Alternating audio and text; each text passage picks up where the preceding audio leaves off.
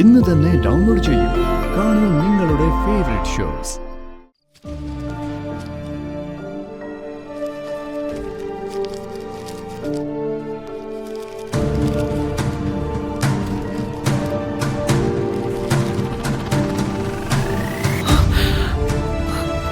ഇതെവിടുന്ന?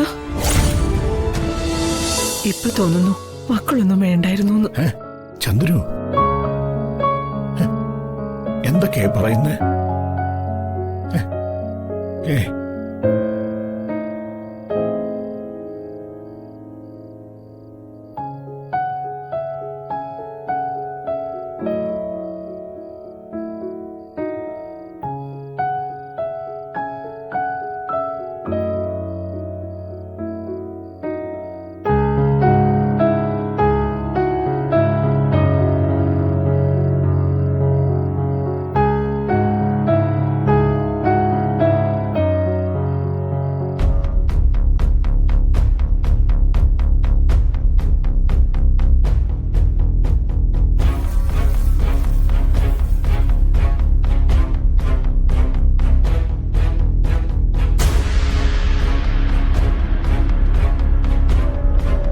ഈ കിളവിക്ക് ബോംബ് വെച്ചാലേ പറ്റൂ.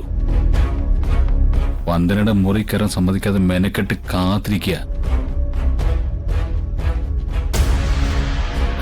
ഏതായാലും ചാർജർ കിട്ടി. ഇനി ഞാൻ പോയി കിടന്ന് ഉറങ്ങാൻ പോവാ. അപ്പച്ചി വരുന്നില്ലല്ലോ? ഇല്ല. ജഗൻ ഇറങ്ങാനുള്ള സമയമായി വരുന്നു.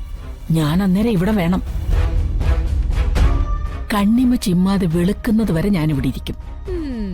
ആയിക്കോട്ടെ. ഒറ്റയ്ക്കിരുന്ന് ബോറടിക്കണ്ട. മൊബൈലിൽ ഒരു സിനിമ കണ്ടോണ്ടിരിക്കും. ഇങ്ങതാ. കിളവ് സിനിമ കാണാൻ തുടങ്ങി. ഇനി ആകാശം ഇടിഞ്ഞു വീണാൽ എഴുന്നേക്കില്ല. വന്ദനെ കാണുന്ന പരിപാടി നടക്കണില്ലല്ലോ.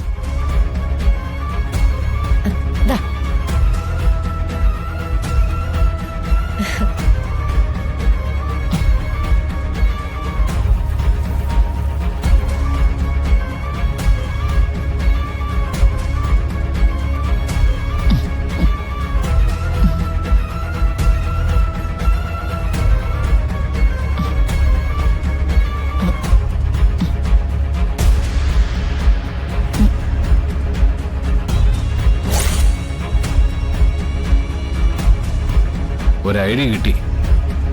കിളവിക്ക് നല്ലൊരു പണി കൊടുക്കണം. 8ന്റെ പണി.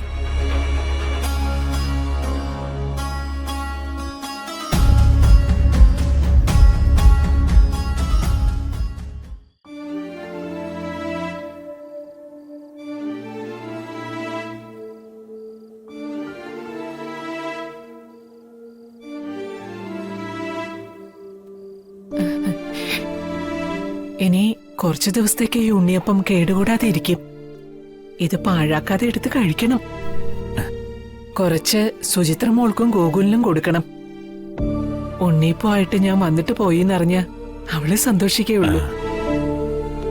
പക്ഷെ പ്രകാശ് ഒരിക്കലും അറിയരുത്. എന്നാ ഞാൻ ഇറങ്ങുക. ചന്ദ്രു, ഈ രാത്രിയിൽ തന്നെ നമ്മൾ വേർപിരിയണമല്ലേ? സാരമില്ല. ഞാനിപ്പോഴാ ഓർത്തത്, ഒരു പ്രധാന കാര്യം നിന്നെ ഏൽപ്പിക്കാനുണ്ട്.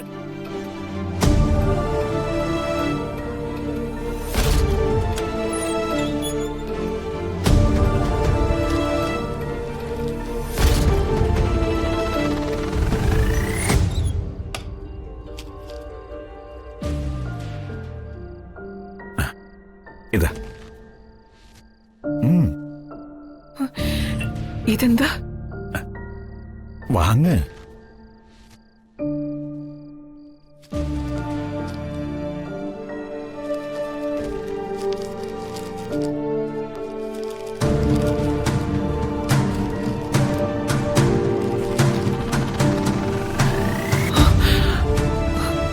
ഇതെവിടുന്ന? ഇൻഷുറൻസ് പോളിസിക്ക് പ്രീമിയം അടച്ചിരുന്നില്ലേ? അത് മെച്ചറായപ്പോ കിട്ടിയ തുകയായത്.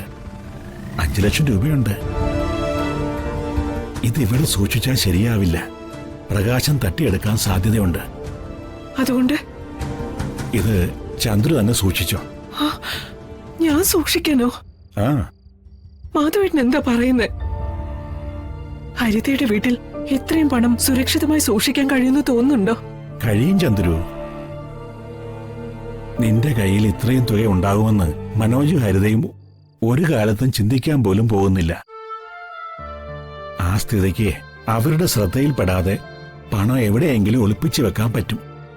അത് ശരിയാ. എന്റെ പക്കൽ ചില്ലി കാശ് പോലും ഇല്ല എന്നുള്ള ധാരണയുള്ള സ്ഥിതിക്ക് അവര് പണം കണ്ടുപിടിക്കാൻ സാധ്യതയില്ല. ഉം. പണം ഞാൻ സൂക്ഷിച്ചോളാം. ആ.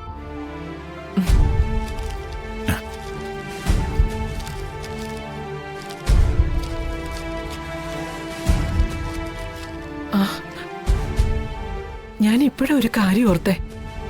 മനോജ് എന്തോ ബിസിനസ് തുടങ്ങാൻ പോകുന്നുണ്ടത്രേ. ബിസിനസ്സിൽ നിക്ഷേപിക്കാനായി മനോജ് ഹരിതയോട് പണം ചോദിക്കുന്നത് ഞാൻ കേട്ടു.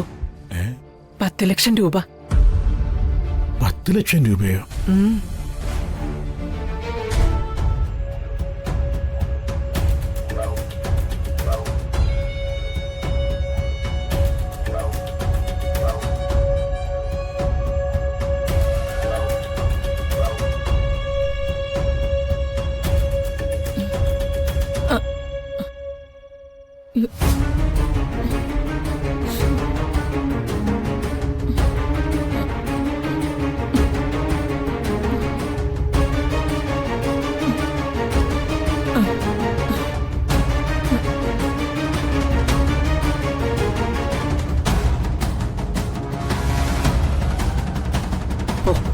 വേണ്ട.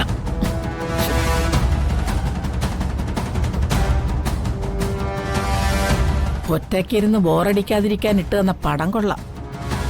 അവളെന്നെ പേടിപ്പിച്ച് കൊല്ലിക്കാൻ നോക്കുമായിരുന്നു എങ്ങാണ്ട് കിടന്ന മൂദേവി.